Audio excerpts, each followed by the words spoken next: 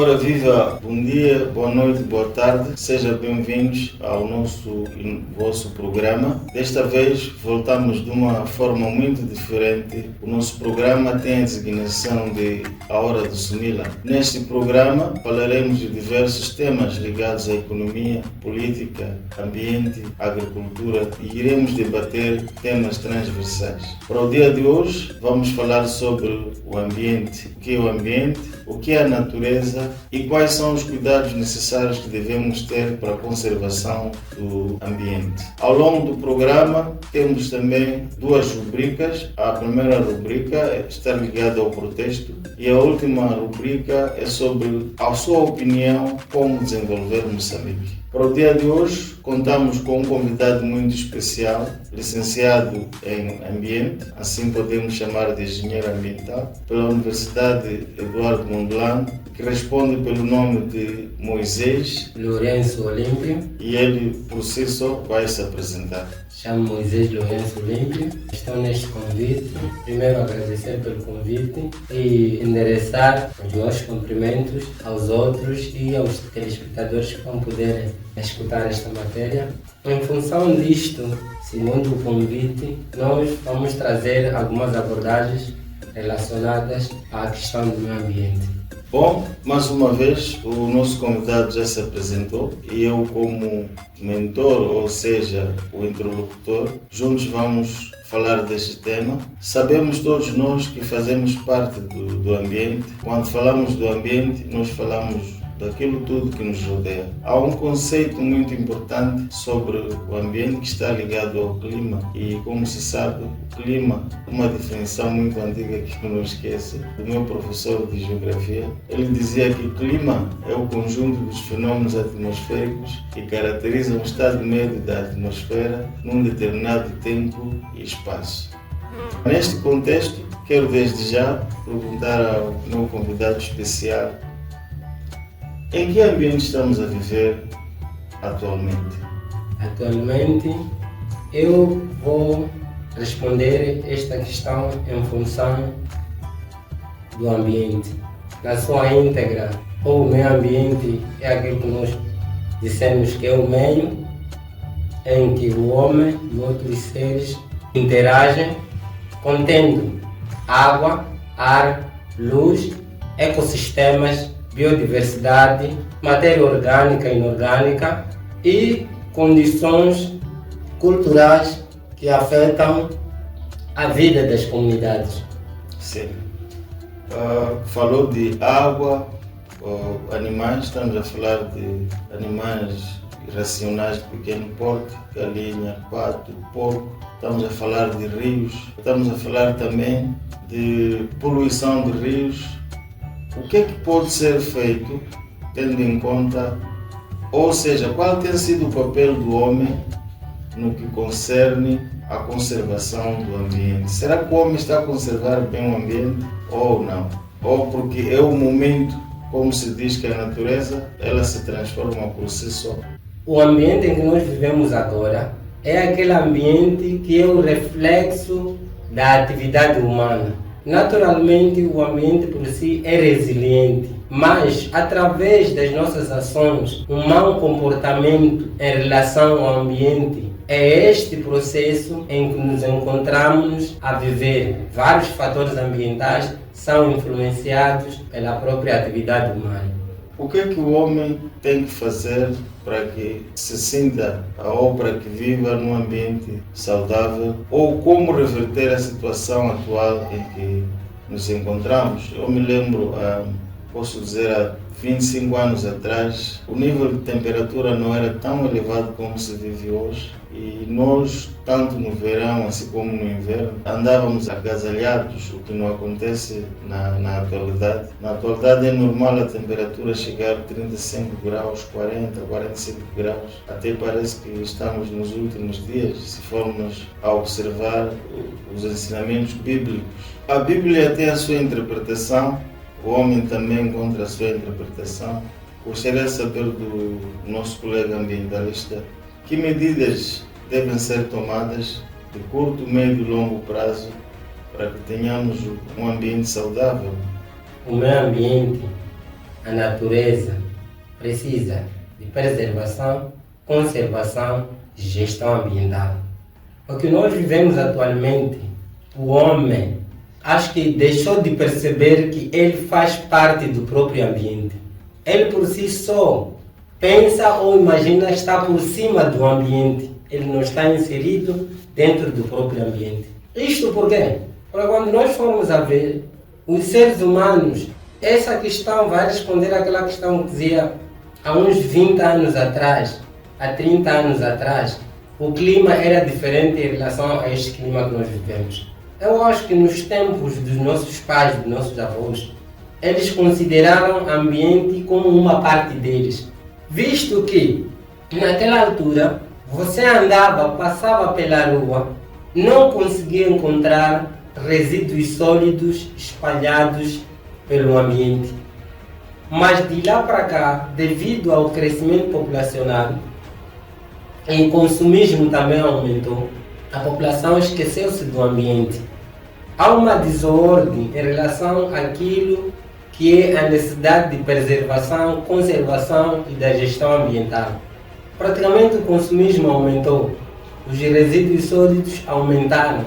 São vários fatores que influenciam as mudanças climáticas, vistos que agora nós sofremos tanto de cheias, que tais cheias até temos datas que os nossos pais, avós diziam este tipo de cheia aconteceu no ano X, mas de lá para cá não é uma coisa que se chega a se datar, são fatores que nós vivemos dia após dia, ano após ano. Isto deriva do nosso comportamento.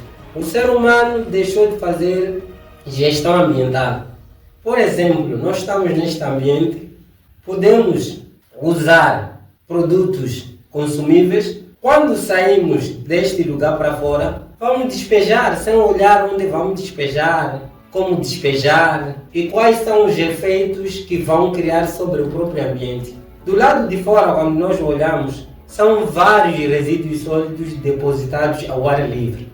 Isto influencia de forma direta aquilo que é o comportamento ambiental. A radiação solar, quando reflete sobre o solo e se ele encontra polímeros, material vidrado, ela é refletida e aquilo praticamente vai agindo como se fosse efeito estufa.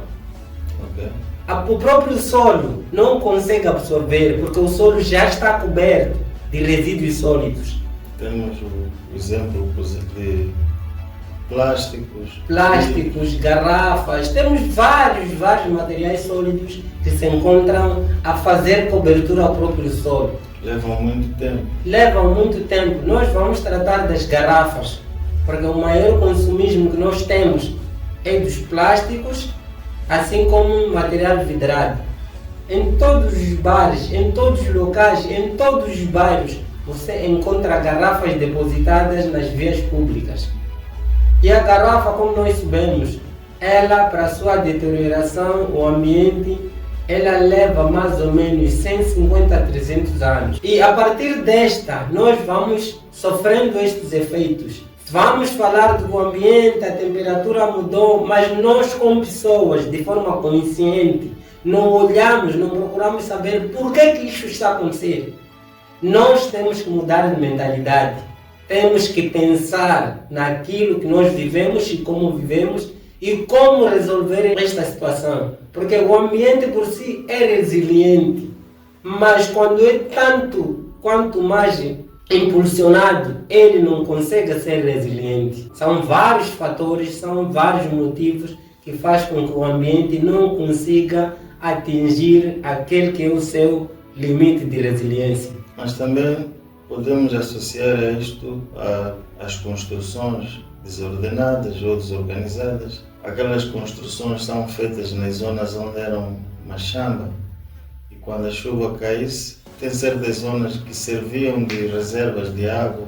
Temos alguns bairros, como o bairro de Nkob, onde quando a chuva cai é um assunto que não sai das nossas vistas. Tantos bairros que eu aqui poderia mencionar. A questão que eu venho e trago já relacionado ao ambiente é Ultimamente são descobertos novos bairros e as construções elas entram em curso. Será que não é o momento certo, antes de se construir, primeiro haver um plano de urbanização? Estou a referir das drenagens, que é uma forma também para poder escoar as águas. Porque tu tens uma zona onde não há problema de inundações, mas passando 6, 7 anos, por causa do número de construções que triplicou, a zona já vira caótica.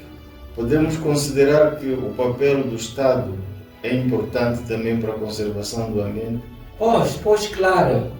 Em relação ao plano de planificação e urbanização, o Estado por si só deve criar políticas de gestão, políticas de mapeamento. Em algum momento, neste bairro, há umas zonas lá do lado do Mediterrâneo, onde se fez município da Vila de Matola-Rio. Município da Vila de Matola-Rio. A zona Mozart. Houve parcelamento. As zonas parceladas são zonas que servem de bacias. São zonas onde, quando há intempéries, há chuvas, elas servem de reservas de água. Houve planificação, houve distribuição de terrenos, mas esta distribuição não considerou aquilo que são os limites da natureza, aquilo que são o processo das chuvas, onde é que a água deve parar, quando deve parar, e quando chove, as águas onde é que são depositadas. Distribui-se terrenos para as pessoas. Daqui a 2, 3 anos vai se construir, vai chover, vai criar inundações. As pessoas sempre vão querer impulsionar ao governo de modo que procurem forma de reassentar ou forma de poder lhes indemnizar, de modo a poder lhe dar outro espaço. Neste processo de mapeamento e plano de urbanismo, tem que incluir agente do conhecimento científico na matéria do ambiente, assim como um plano de urbanismo. Apresenta também umas regiões no mesmo município da Matola-Rio, no quarteirão 3, bairro Jonácia, há canais fluviais, onde nos períodos chuvosos a água circula, elas passam por lá até dar acesso ao mar, cujos esses canais hoje encontram-se fechados, interrompidas através de obras de construção de muros, casas. Também em detrimento disso, como eu dizia, a partir do consumismo, maior produção de resíduos sólidos, uma vez que o município ainda é novo, não tem condições para a recolha dos resíduos sólidos, os moradores o que é que fazem? Produzem o lixo doméstico, eles vão depositando naqueles canais onde a água passa. Resíduos que resultam das construções civis também são depositadas nesses canais. As garrafas que nós encontramos, os plásticos, garrafas essas que resultam de festas, que resultam de ambientes de lazer, elas são depositadas nestes locais, são depositadas nas vias públicas, e quando a chuva cai, elas são arrastadas até naqueles locais. Qual é o impacto que tem essas garrafas? Quando chove, chegados ao canal, elas fecham automaticamente o canal. Impedem a passagem da água. É um canal que apresenta capim. Aquele capim também precisa que se faça uma limpeza direta, em que a água, quando for a cair, a chuva quando for a cair, a água consiga circular até poder se depositar ao mar. Nós, como sabemos, nós como pessoas, o mar sempre é que alivia a grande quantidade das chuvas. Nós estamos na zona da junzante, então como uma zona da junzante, temos que trabalhar no processo de limpeza dos canais da água. Por isso sofremos quando a África Sul e Suaze abre as suas comportas, toda a água vem para aqui. E a água, nós temos muita dificuldade da água poder absorver, a água poder vazar, devido a estas práticas que nós temos.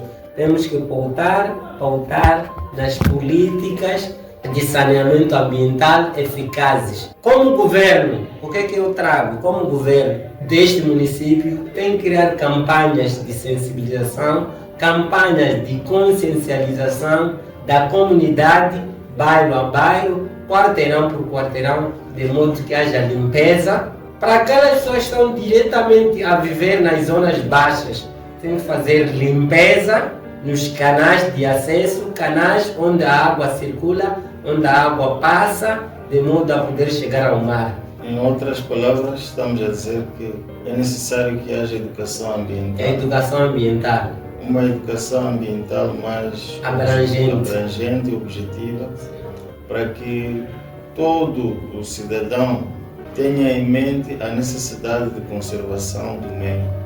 Temos exemplos concretos, por exemplo, para quem vai na estrada do quilômetro 16, atrás do famoso condomínio dos Mozal, existe uma zona, uma descida onde a água não seca.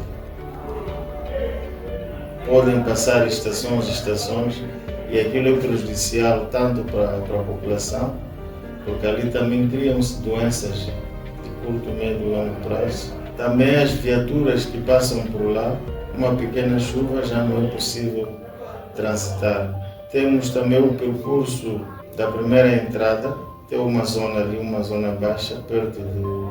acho que é Complexo Palhota, né? Sim. Aquela zona, uma pequena chuva é um assunto.